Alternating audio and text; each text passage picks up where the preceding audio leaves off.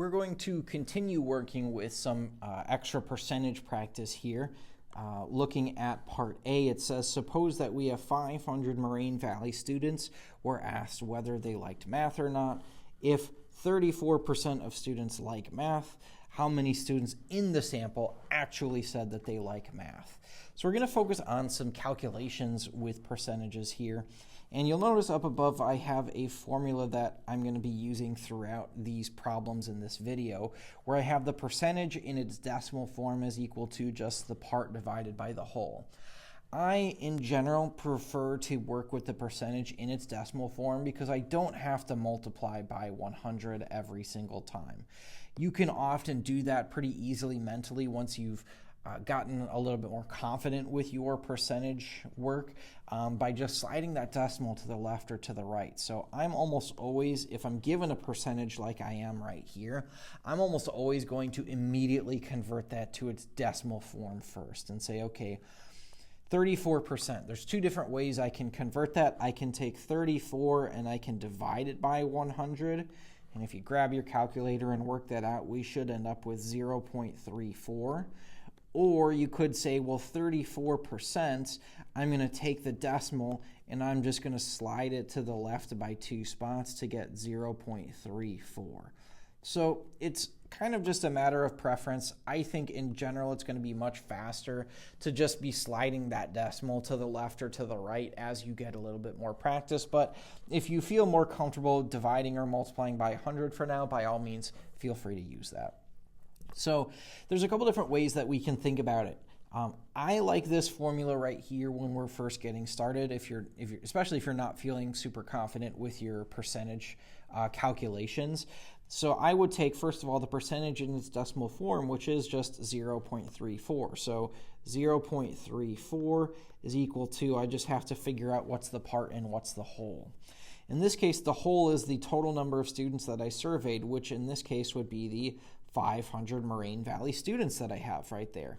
So of the 500 Moraine Valley students, that would be my whole. How many of them liked math? That's the part. I want to know the part of my overall 500 students that actually said that they liked math.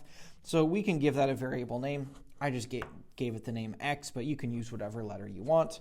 And in this case, we just have this small, tiny equation that we can solve by multiplying both sides by 500.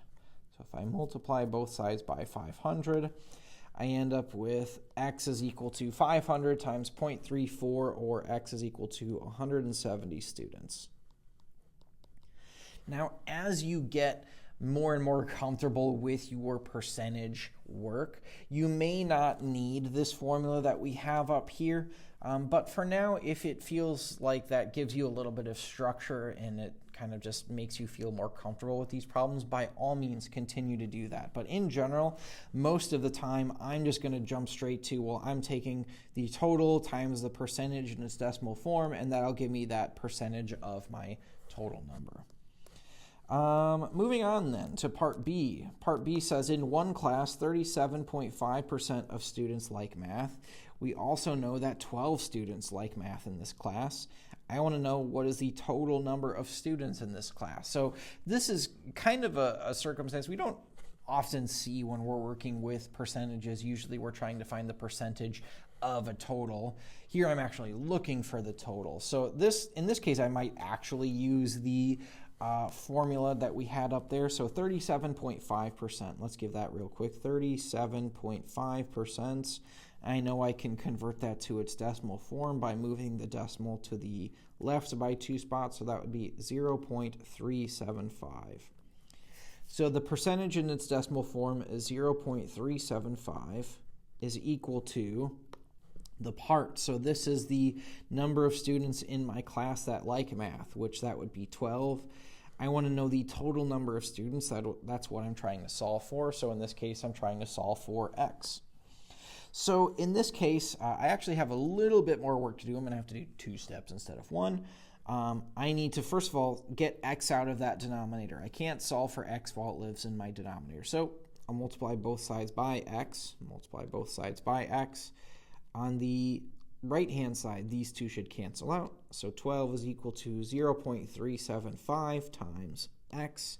And then if I want to solve for x, I'm going to divide both sides by 0.375.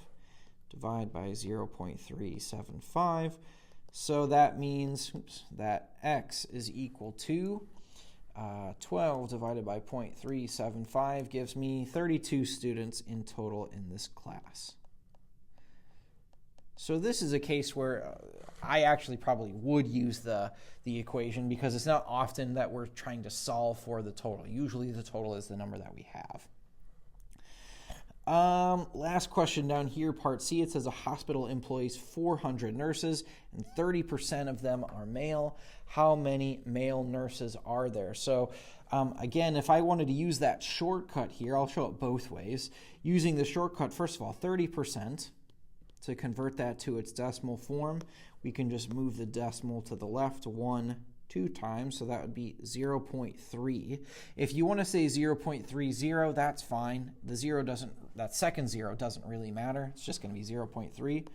So if I wanted to use the formula, I would take the percentage in its decimal form, 0.3 is equal to x, the number of male nurses, I don't know what that is, divided by the total number of nurses, which is 400, and I can solve for x. So I multiply both sides by 400 times 400, and I end up with 400 times 0.3, or 120 male nurses as my x values. Male nurses is my x. Or again, if you start to feel more confident with these, you could just say, well, I'm going to take the total number, 400, times the percentage in its decimal form, 0.3, and I should end up with exactly the same thing as 120. You can see that that's what we're doing right here, but if you don't feel like you need to set